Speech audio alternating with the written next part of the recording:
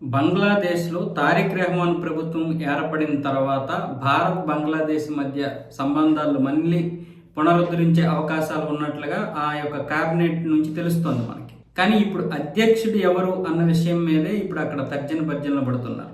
అయితే ఇప్పుడు ప్రస్తుతానికి ఉన్నటువంటి మహమ్మద్ షాబుద్దీన్ ఏమొచ్చేసి అధ్యక్ష పదవికి రాజీనామా చేసేస్తానని అంగీకరించాడు. అయితే ఇప్పుడు ఆ స్థానంలో మహమ్మద్ యూనస్ని నియమించాలని తారిక్ ప్రభుత్వం చూస్తోంది. ఒకవేళ మహమ్మద్ యూనస్ గనక అక్కడికి వస్తే మళ్ళీ భారత్, బంగ్లాదేశ్ మధ్య ఉద్రిక్తత పరిస్థితులు వచ్చే అవకాశాలు ఉన్నాయి. అలాగే ఇప్పుడు బంగ్లా, భారత్ మధ్య ఆగిపోయినటువంటి వీసా ప్రాసెస్ కూడా మళ్ళీ దాన్ని కొనసాగించే అవకాశాలు ఉన్నాయి. ఇప్పుడే తారిక్ రెహమాన్ యొక్క కేబినెట్ ఏమంటుందంటే భారత్, బంగ్లాదేశ్ మధ్య సంబంధాలు పునరుద్ధరిస్తాము, క్రికెట్ పరంగా అయినా సరే, రాజకీయ పరంగా అయినా సరే, భౌగోళిక పరంగానైనా సరే అన్నీ కూడా పునరుద్ధరిస్తాం, వీసా ప్రాసెస్ని కూడా స్టార్ట్ చేస్తాం అన్న విధంగా మాట్లాడారు.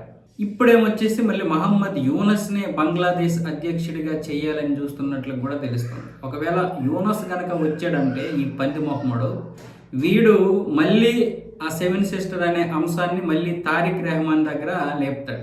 తారిక్ రెహమాను మామూలుగా భారతదేశం మధ్య మంచి సంబంధాలు ఏర్పరచుకోవాలని చూసినా ఎప్పుడు ఒకడు ఈ బుర్రను చెడగొడుతూ ఉంటే ఎవరిదైనా సరే ఆ బుర్ర చెడిపోతూ ఉంటుంది. ఇలాంటి పంది మొహమ్మడిని పెట్టుకుంటే ఇప్పుడు ఈ పందిగాడు ఏవైనా పెట్టచ్చు. కాకపోతే ఇప్పుడు వాళ్ళ నిర్ణయాన్ని మనం మార్చలేము. ప్రస్తుతానికైతే మహమ్మద్ యూనస్ గత సంవత్సరంన్నరగా భారతదేశం, బంగ్లాదేశ్ మధ్య విపరీతమైనటువంటి అగాధాలు సృష్టించాడు. అలాగే వీడు పాకిస్తాన్కి దగ్గర అయ్యాడు, పాకిస్తాన్కి బంగ్లాదేశ్ని దగ్గర చేశాడు. సో ఇన్ని పరిస్థితుల మధ్య మనం పాకిస్తాన్కి, బంగ్లాదేశ్కి దూరం జరిపించినటువంటి పరిస్థితుల్లో తారిక్ రెహమాన్ గెలవడం. ఎందుకంటే ఒకవేళ జమేతే ఇస్లాం గనక గెలిచిందంటే పరిస్థితులు వేరే ఉండేవి.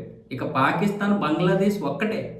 పైగా వాడికి భారతదేశం అంటే విపరీతమైనటువంటి ద్వేషం. దానివల్ల తారిక్ రెహమాన్ గెలవడం చాలా సంతోషించాం. కానీ ఇప్పుడు మహమ్మద్ గడు వచ్చాడంటే మళ్ళీ పంది మొహమ్మడు ఎన్ని పెంటలు ఆడతాడు.